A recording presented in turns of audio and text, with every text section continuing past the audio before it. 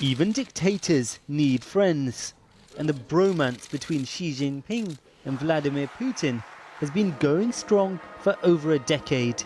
Russia was Xi's first foreign trip in office, and they've now met 40 times. During the Beijing Olympics, they declared there was no limit to their friendship. Then, just days later, Russia invaded Ukraine, catching China by surprise.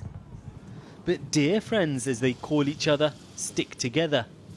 This was the Chinese leader in Moscow this afternoon, Putin's first visitor since the International Criminal Court issued an arrest warrant for him last week.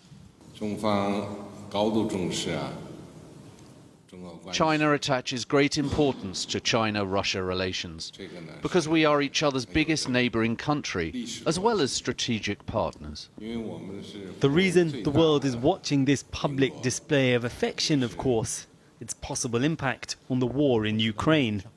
We have carefully studied your proposals on settling the acute crisis in Ukraine. You're aware that we're always open to a negotiation process. Away from the sweet talk on the battlefield, Russia is making marginal gains, edging closer to taking the blood-soaked city of Bakhmut after months of frenzied assaults. The war is not going Putin's way. He's exhausting his manpower and resources. A humiliating defeat for Russia and a victory for America and its allies does worry China. The US has warned Xi is considering sending weapons to Putin, but many analysts are more cautious. Much of the priority for this visit will be given on the diplomatic support, firstly, that Beijing can offer Russia. I think Beijing will just carry on conducting the normal trade agreement with Moscow, but not necessarily increasing the level of so-called civil-military complex equipment and sending it to Moscow. Russia's exports to China have soared over the past year by nearly 50%, taking bilateral trade to a record high of $190 billion and helping Russia offset some of the damage from Western sanctions.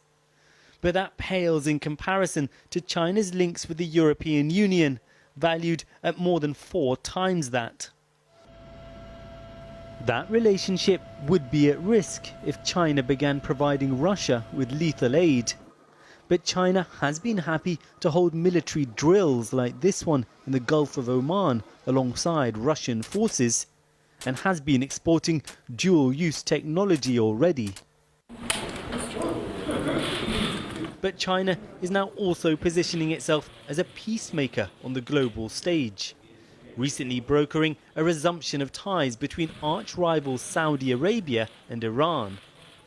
China has issued a 12-point proposal on the conflict in Ukraine, though its calls for an abandonment of a Cold War mentality have led it to be dismissed in the West. Many of the global South countries do not see these wars eye to eye as the collective West. So I think what China is trying to do is trying to save its reputation with the global South, and also somehow try to taking the momentum that it could possibly play a mediation role between Russia and Ukraine. Xi Jinping is scheduled to have a call with Ukraine's President Zelensky, but his stance is one of pro-Russian neutrality. And in any case, for now, both sides seem set on attempting to make more gains on the ground.